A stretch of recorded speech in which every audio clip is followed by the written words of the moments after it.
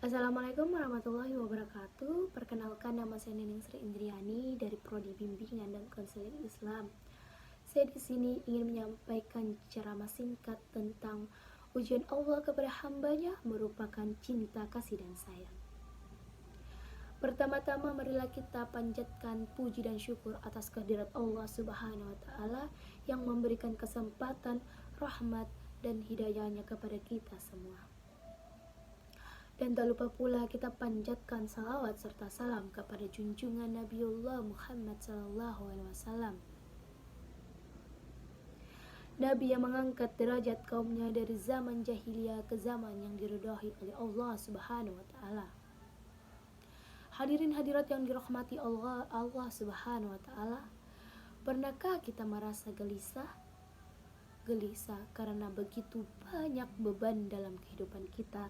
Misalnya merasa kekurangan harta, atau ditinggalkan oleh orang-orang yang kita cintai atau kita sayangi untuk sementara waktu, bahkan untuk selama-lamanya, yang membuat semangat kita patah dan putus asa tanpa arah, dan akhirnya kita mengalah.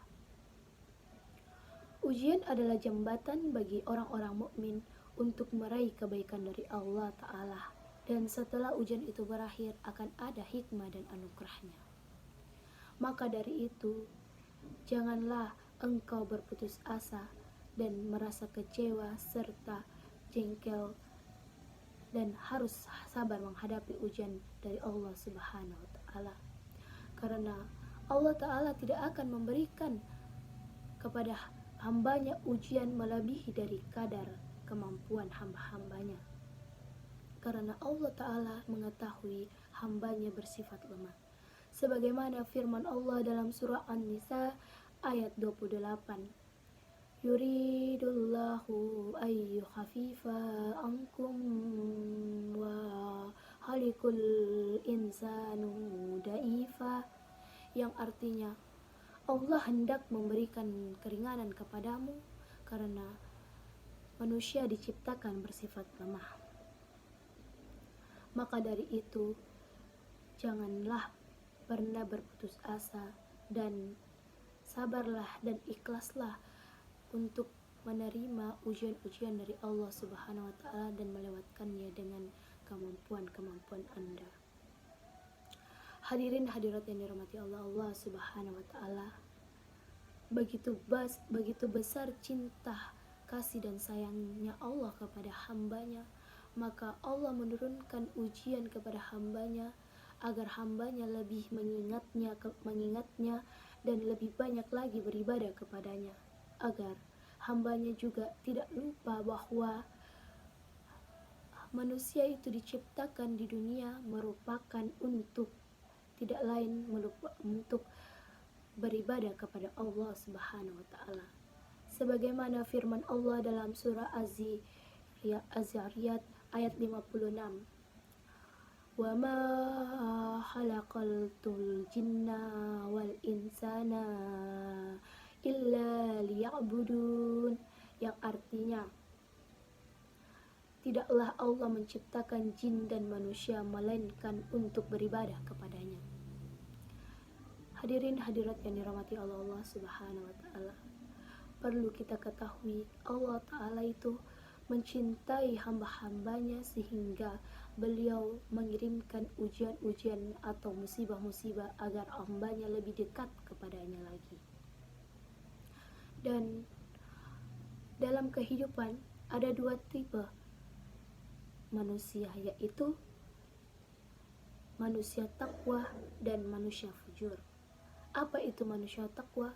Manusia yang menjalankan dan melakukan hal-hal kebaikan sesuai dengan rohnya dan menyeimbangkan akal, kolbu, dan nafsnya di dunia dan di akhirat sehingga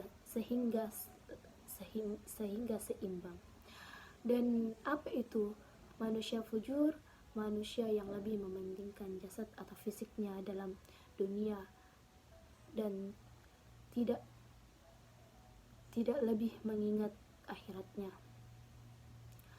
Hadirin hadirat yang dirahmati Allah Subhanahu wa Ta'ala, bukankah kita ketahui bahwa ketika kita lebih beribadah lagi kepada Allah Subhanahu wa taala, kita termasuk orang-orang mukmin dan soleh dan dicintai oleh Allah Subhanahu wa taala.